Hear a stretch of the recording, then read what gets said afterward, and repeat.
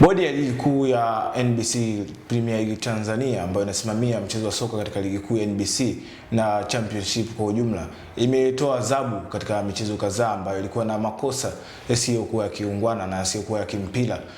Ikiwemo katika mechi ya Simba dhidi ya Dodoma Jiji, adhabu kadhaa zikitoka kwa wachezaji, lakini pia hata kwa muamuzi wa akiba ambaye alikuwa na kosa la kutokuzingatia sheria na kanuni ya substitution ambayo inawataka kufanya sabu katika mikupuo mitatu, huku Dodoma Jiji wakifanya mikupuo minne ikiwa ni kosa kisheria. Na makosa mengine ambayo yametolewa, na leo utakuwa nami Mdachi Omari, lakini pia nitakuwa na Rusamu ambaye ni mchambuzi wa zamu katika siku ya leo. Mr. Rusamu, baada ya kukaa kwa muda mrefu, bodi ya ligi sasa imetoa adhabu katika makosa mbalimbali kwenye michezo ambayo imechezwa katika mwezi huu. Tukianza katika mchezo wa Simba ambao zimetoka adhabu kadhaa, ikiwemo na Simba Selemani Mwalimu kupewa adhabu na kile ambacho alikifanya. Selemani Mwalimu alistahili kupewa adhabu ambayo amepewa kulingana na kile ambacho alikifanya? Yes, Selemani Mwalimu kwenye kile alichokifanya cha kumpiga kiwiko and Bikoko alistahili adhabu. Na binafsi nashangaa ni kwa nini hii kamati ya masaa 72 ambayo tumezoea kuita hivyo imechukua muda mrefu kukaa, kwa sababu kama wangekuwa wako faster nilitaraji Selemani Mwalimu asingekuwa sehemu ya kikosi cha Simba Sports Club walivyokuwa naikabili Young Africans, kwa sababu tayari ule mchezo ulikuja baada ya masaa 72.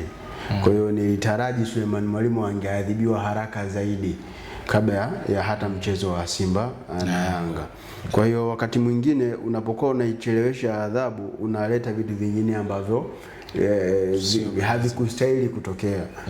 Mfano mdogo tu, Selemani Mwalimu kama angefungiwa mchezo wa Yanga na Simba asicheze, huenda yule mwamuzi aliyefungiwa miezi 6 asingefungiwa, kwa sababu Selemani Mwalimu ndo alifanya nini? Aliyefunga lile bao ambalo lilikataliwa.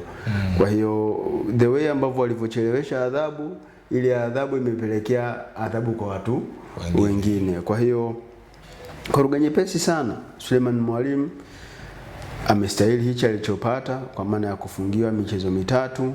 Lakini pia bodi ya ligi wajitahidi kuharakisha hizi adhabu, kwa sababu zinakuja zikiwa zimechelewa. Walisema ni kamati ya masaa 72. Ndani ya masaa 72, sio zaidi ya masaa 72. Kwa kosa la wazi ambalo linafahamika kikanuni kwamba lile listahili kuadhibiwa, kwa sababu baada tu ya mchezo video za marejeo, picha za marejeo za ule mchezo, kwenye mchezo ule ndani ya dakika 90 zikiwa zinaendelea, baada ya kuonekana Selemani Mwalimu alimpiga Andy Bikoko kiwiko, bahati mbaya mwamuzi hakuona. Tulitaraji ndani ya masaa 72 au hata ndani ya masaa 24 Selemani Mwalimu ameadhibiwa, kwa sababu ile ni misconduct ambayo inapaswa kuadhibiwa on the spot. Kwa hiyo kwa sababu haikuonekana wakati ule, lakini baadaye na sheria inaruhusu kutumia marejeo ya picha za video, baada ya marejeo ikaonekana alifanya kosa.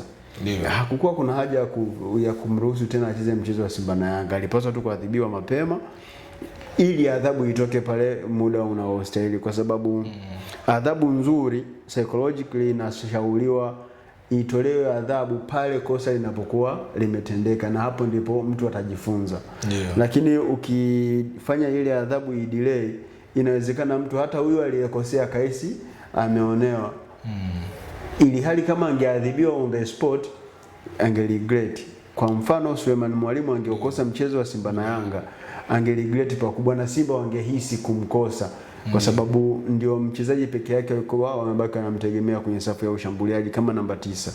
Lakini kitendo cha kuchelewesha ile adhabu akacheza ule mchezo, sawa amefungiwa michezo mitatu, ni ile idadi ya michezo mitatu, lakini hajakosa ule mchezo ambao ndio unabeba taswira ya mpira wa Tanzania.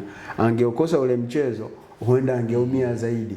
Kwa hiyo angejutia zaidi kile ambacho alichokifanya. So kwangu mimi adhabu imestahili, bahati mbaya tumekuja kwa wakati ambao sio sahihi.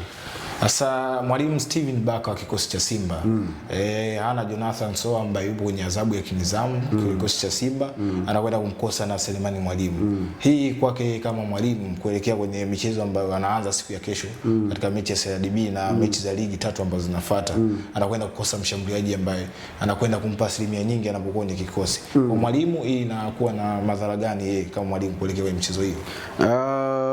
Kuna usemi wa Kiswahili, mgeni njoo mwenyeji apone. Tunaweza tukaubadili usemi.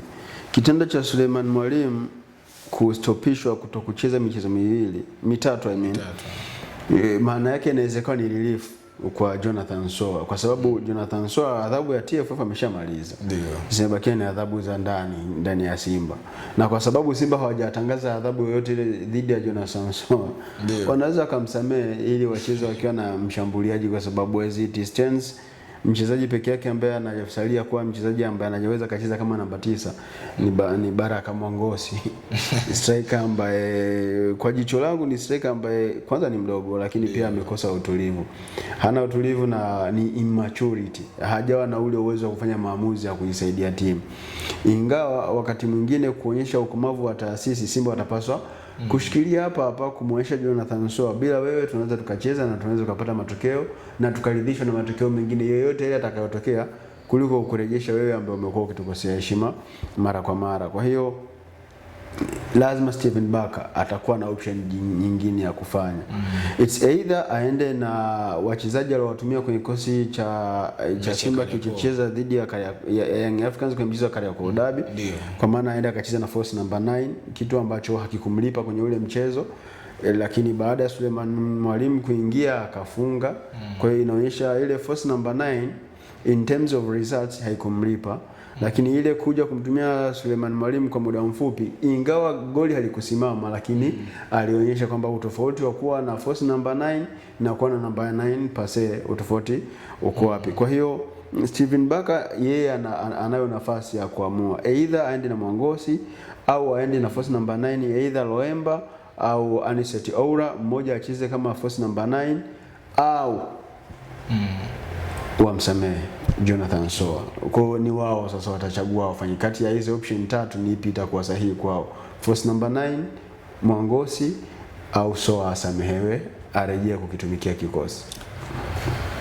Na kikosi cha Simba kinaingia kwenye kadhia hiyo ya kumkosa mshambuliaji, huku kwenye benchi la ufundi Simba wakiwa na mshambuliaji mmoja tu, Baraka Mwangosi, ambaye hata mashabiki hawana imani naye. Je, mwalimu Steven Baka anakwenda kufanya kipi ili kuifanya Simba iendelee kudumu na kutafuta matokeo katika viwanja mbalimbali, huku kesho wakianza safari yao ya kuzisaka alama 3 zingine katika mchezo wa CRB Cup ambao watacheza na Barbarian FC ya Dar es Salaam.